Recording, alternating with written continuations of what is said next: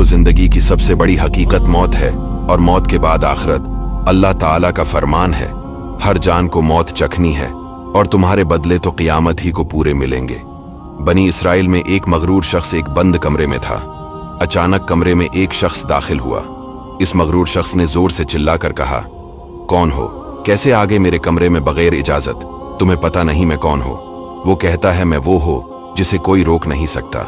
मुझे बादशाहों से भी इजाजत लेने की जरूरत नहीं पड़ती। मुझसे कोई नहीं बच सकता। जब इस मगरूर शख्स ने ये बातें सुनी तो उसका गुस्सा नीचे आ गया। इस शख्स ने कहा, ये तो बताएं कहीं, आप मलकल मौत तो नहीं? हजरत ने कहा, हाँ मैं मलकल मौत हो। मुझे कोई दरवाजा नहीं रोक सकता, मुझे कोई गार्ड कहीं भी जाने से रोक नहीं सकता। अब वो कहता है, हुजूर थोड़ा सा वक्त मिल सकता है। अगर आप मेरी रूह कब्ज करने आए हैं तो कुछ दिन तो दीजिए ना। मुझे कुछ तौबा करनी है, कुछ नेक ऐमाल करने हैं। अब मलकल मौत ने फरमाया कि तुम्हारी सांसें पूरी हो चुकी है, अब तुम्हारा वक्त एंड हो चुका है।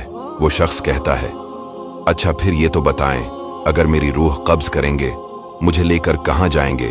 तो मलकल मौत ने फरमाया, इस पर जहां तुमने अपने आमाल भेजे हुए हैं। कहा, हुजूर मैंने नेकियां नहीं की, नमाजें भी नहीं पढ़ी।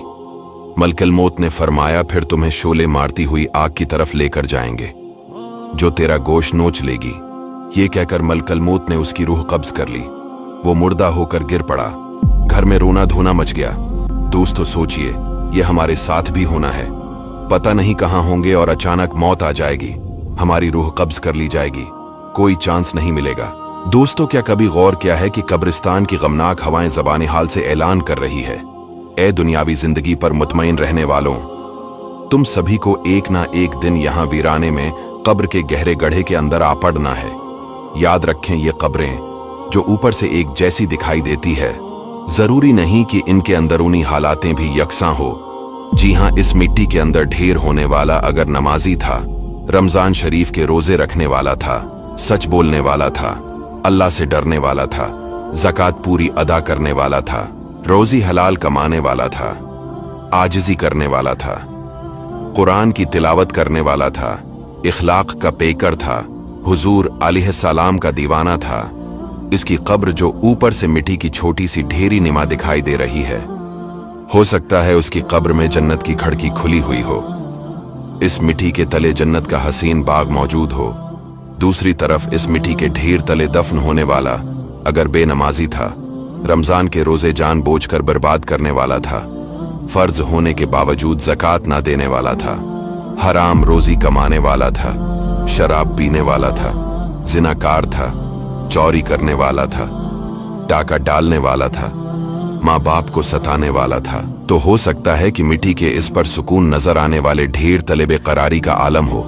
जहन्नम की तरफ की हड़की खुली हुई हो, आग सलग रही हो, सांप दफन होने के बदन पर लेटे हो और ऐसी चीख और पुकार मची हुई हो जिसे हम सुन न सके।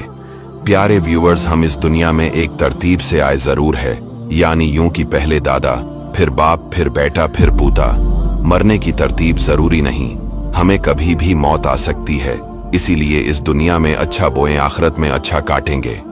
दोस्तों, शीफा प्रोडक्शन के अलावा आपको ऐसे बेहतरीन वीडियोस कहीं नहीं मिलेंगे, इसीलिए चैनल को फॉलो और वीडियो को सदका जारिया की नीयत से शेयर जरूर कीजिए।